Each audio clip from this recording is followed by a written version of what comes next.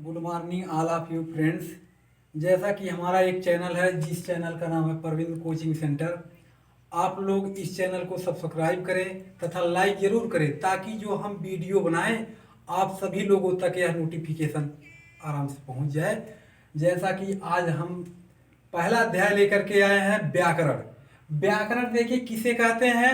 व्याकरण की परिभाषा है कि जिससे शुद्ध शुद्ध बोलना पढ़ना लिखना आता हो उसी को क्या कहते हैं, व्याकरण कहते हैं। और व्याकरण शब्द की उत्पत्ति देखिए किस प्रकार से हुई है। इसमें देखिए वी प्लस आंग प्लस क्री प्लस ल्यूट, यानी वी और आंग क्या है, ये दो उपसर्ग हैं। क्री क्या है, धातु है, और ल्यूट क्या है, प्रत्यय है। इस प्रकार से किस शब्द की उत्पत्ति हुई, व्याकरण की। सबसे पहले देखिए आता है वर्ण। वर्ण किसे कहते हैं कि बोली जाने वाली वह छोटी से छोटी ध्वनि, बोली जाने वाली वह छोटी से छोटी ध्वनि जिसके और अधिक टुकड़े ना किए जा सके उसे क्या कहते हैं, वर्ण कहते हैं। इसके बाद देखिए आता है वर्णमाला। वर्णमाला किसे कहते हैं कि वर्णों के व्यवस्थित क्रम को ही, वर्णों के व्यवस्थित क्रम को ही क्या कहते हैं, वर्णमाला कहते हैं। वर्णमाला में कुल कितने अक्षर हैं, 52 अक्षर हैं, जो स्वर और व्यंजन दो प्रकार से विभाजित हुए हैं। अब देखिए नंबर 1 पर क्या आता है, स्वर। स्वर किसे कहते हैं कि जिनका या जिन वर्णों का उच्चारण करते समय अन्य किसी दूसरे वर्ण की सहायता ना ली जाए उसे किस नाम से जानते हैं, स्वर। स्वर किसे कहते हैं या स्वर की परिभाषा क्या है कि जिन वर्णों का उच्चारण करते समय अन्य किसी दूसरे वर्ण की सहायता ना ली जाए उसे क्या कहते हैं, स्वर कहते हैं। अब देखिए स्वर के भेद। स्वर के भेद कितने हैं, 3 भेद हैं। नंबर 1 पर है ह्रस्व स्वर। ह्रस्व स्वर किसे कहते हैं कि जिन स्वरों का उच्चारण में या जिन स्वरों के उच्चारण में कम समय लगे उन्हें किस नाम से जानते हैं, ह्रस्व स्वर। जैसे देखिए इसके अंतर्गत आ गया आ, ई, उ और री। या किस स्वर के अंतर्गत आ गया, ह्रस्व स्वर। और दीर्घ स्वर किसे कहते हैं, यानी जिन स्वरों के उच्चारण में, जिन स्वरों के उच्चारण में ज्यादा समय लगे उन्हें किस नाम से जानते हैं, दीर्घ। दीर्घ का मतलब क्या होता है, बड़ा होता है। उन्हें किस नाम से जानते हैं, दीर्घ स्वर। जैसे देखिए इसमें आता है आ, ई और उ। यह जो है किस नाम से जाने जाते हैं, दीर्घ स्वर। अब देखिए नंबर 3 पर है संयुक्त स्वर। संयुक्त स्वर किसे कहते हैं, यानी वे स्वर जो 2 स्वर से मिल करके बनते हैं उन्हें किस नाम से जानते हैं, संयुक्त स्वर के नाम से जानते हैं। इसके अंतर्गत देखिए वर्ण आते हैं ए, आई, ओ और औ। ए चार किस स्वर के अंतर्गत आते हैं, संयुक्त स्वर। जैसे देखिए ये किन किन 2 स्वरों से मिलकर के बना है, आ प्लस ई बराबर क्या हो जाएगा, ए हो जाएगा। इसके बाद आ प्लस ए क्या हो जाएगा, आई हो जाएगा। इसके बाद आ प्लस उ बराबर क्या हो जाएगा, ओ हो जाएगा। आ प्लस ओ मिलकर के क्या हो जाएगा, औ हो जाएगा। यही 4 जो है आपके किस स्वर के नाम से जाने जाते हैं, संयुक्त स्वर के नाम से जाने जाते हैं। अगला जो है अयोगवा है। अयोगवा है स्वर से निकाल दिया गया है। इसकी संख्या है 2, एक अंग है और एक आ है। इस प्रकार से स्वर समाप्त हुआ। अगला टॉपिक है व्यंजन।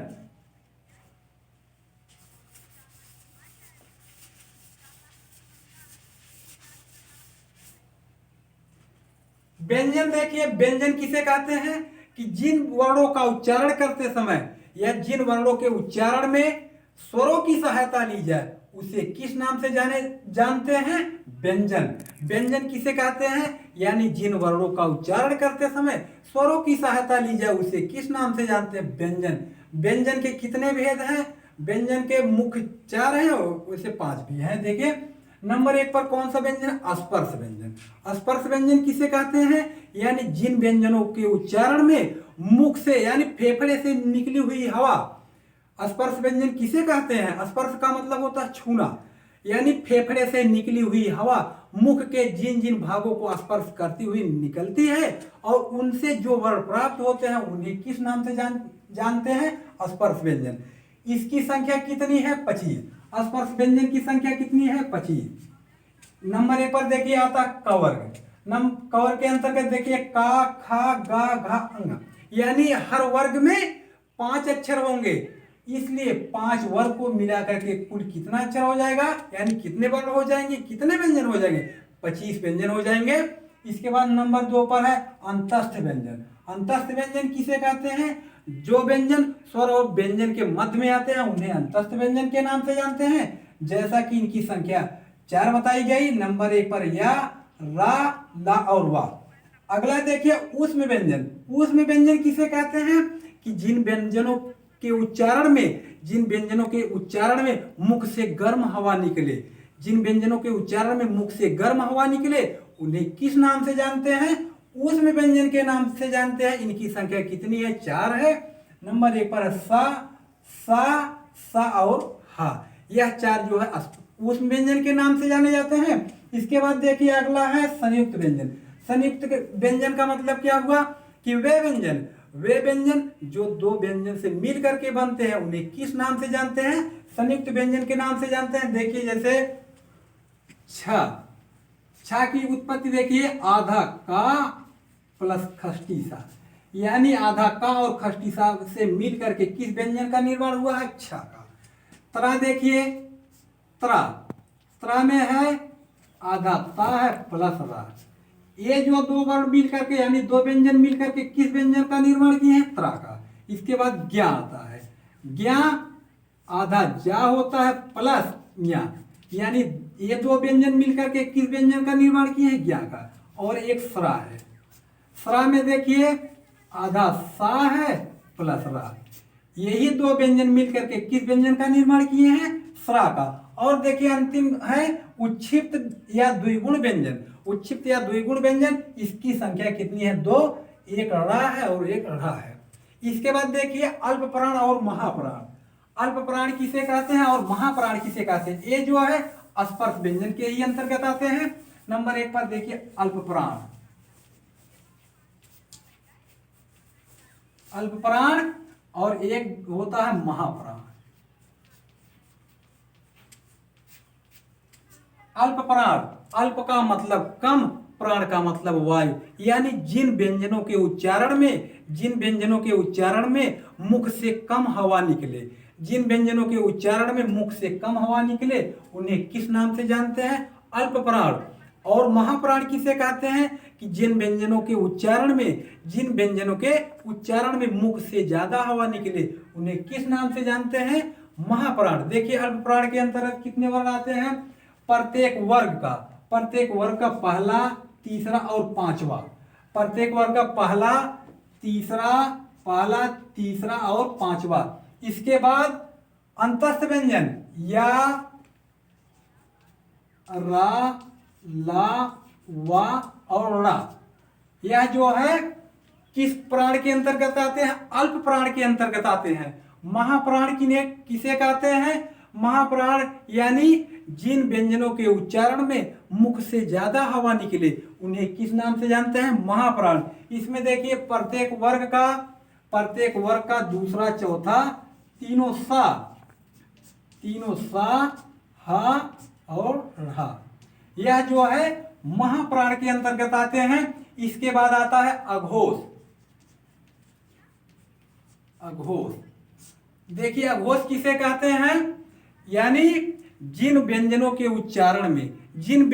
उच्चारण में स्वतंत्र इंद्रियों में या स्वतंत्र तंत्रिकाओं में कंपन ना हो उन्हें किस नाम से जानते हैं? अघोष के नाम से जानते हैं। नंबर 2 पर है सघोष। सघोष किसे कहते हैं? यानी जिन व्यंजनों के उच्चारण में स्वतंत्र तंत्रिकाओं में कंपन हो उन्हें किस नाम से जानते हैं? सघोष के नाम से जानते हैं। अघोष में देखिए प्रत्येक वर्ग का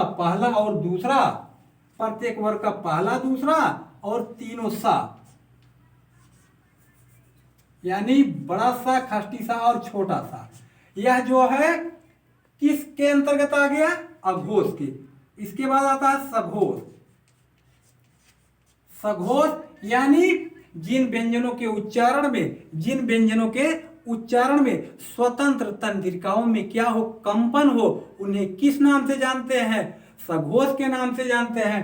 इसमें आता है प्रत्येक वर्ग का तीसरा, चौथा, पांचवा, प्रत्येक वर्ग का तीसरा, चौथा, पांचवा, या, रा, ला, वा और हा।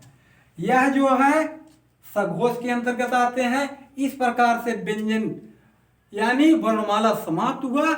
यदि आप लोगों को कहीं पर स्वर में या व्यंजन में कहीं पर भी कोई परेशानी हो, कहीं ना समझ में आया हो, तो आप लोग कमेंट बॉक्स में जरूर कमेंट करिएगा, ताकि हम आप लोगों को सही जो हमसे गलती हुई है या जहां पर आप लोगों को समझ में ना आया हुआ हो, हम कमेंट बॉक्स में जरूर भेज सके।